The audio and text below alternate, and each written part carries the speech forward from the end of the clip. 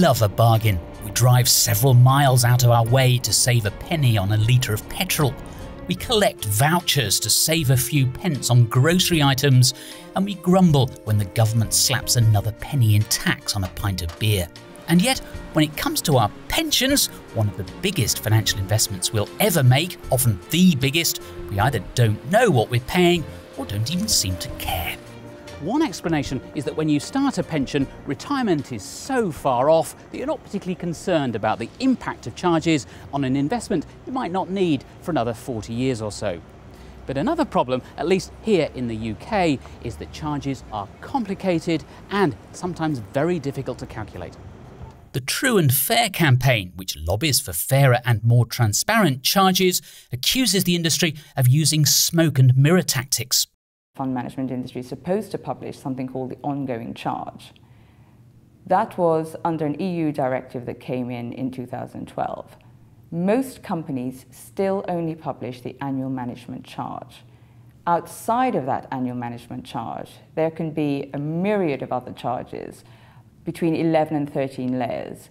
You've got jurisdiction fees, you've got bid offer spread, you've got administration fees, you've got taxes, stamp duty.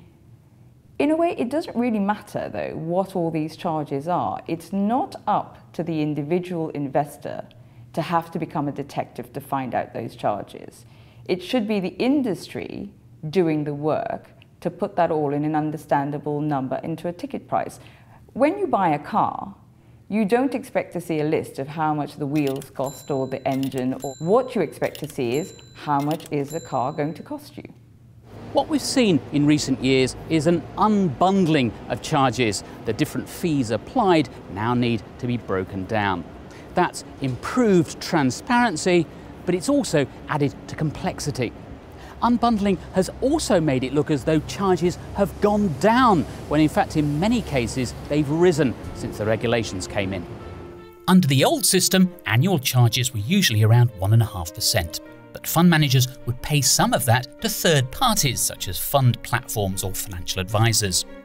Now, although fund management companies typically charge a more modest sounding 1% or 0.75%, they keep all that for themselves.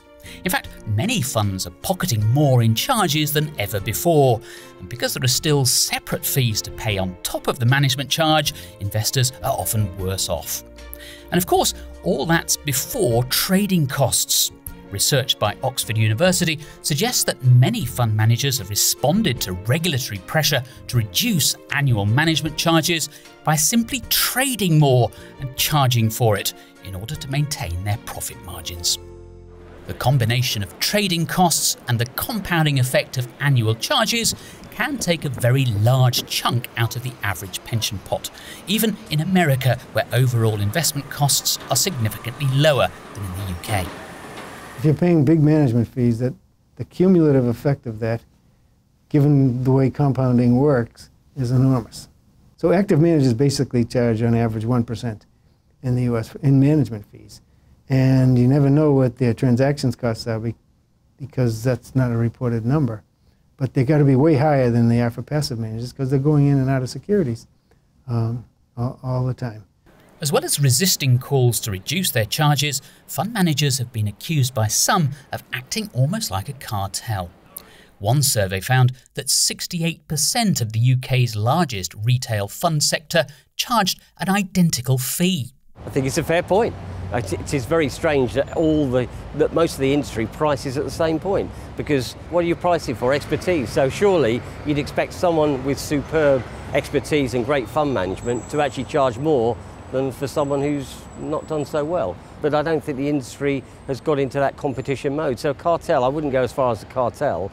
I don't think that's true. But a cosy club, well, maybe. Another trend that some have observed is the growing number of funds that claim to be actively managed but are in fact virtually passive. In other words, they broadly track the entire index. Passive funds are cheaper to operate than active and should therefore have lower charges. Yeah, almost all fund management is a complete rip-off. I mean, we know that. We only have to look at the prices relative to the performance and look at, you take a fund and you look at its top 10 or top 20 holdings, and you'll see they're exactly the same as the top 10 or top 20 holdings in a passive fund. So there's a huge, huge market out there full of active funds that are not actually active at all. Or if they are active, this is a very strange definition of active because they're knocking around any old benchmark. So what sort of impact do charges have on the value of our long-term investments? Well, over 40 years, a pension fund worth almost £250,000 with no charges would be reduced to just £174,500 with an annual charge of 1.5%. If overall charges reach 2.5%, when trading costs are included, that's not uncommon, this reduces the value of the fund to less than £140,000. So even at 1.5%, almost a third of your fund is lost in fees, rising to almost half when charges increase by 1 percentage point. The True and Fair campaign says fund managers are taking far too much out of people's savings and they could easily afford to lower their charges. It says inefficiencies are rife, and although the industry has grown considerably, there's been little or no attempt to pass on economies of scale to the consumer. Well, the average UK small to medium-sized business is making between 9 and 15% profit, somewhere around there. The average UK fund management in business is making 30% profit. Those figures speak for themselves. They are growing fat and rich while the consumer is losing out. The very people who are being prudent and saving and investing are not the ones who are retiring with a comfortable pot. It's the fund managers who are becoming millionaires and billionaires because of those profit margins.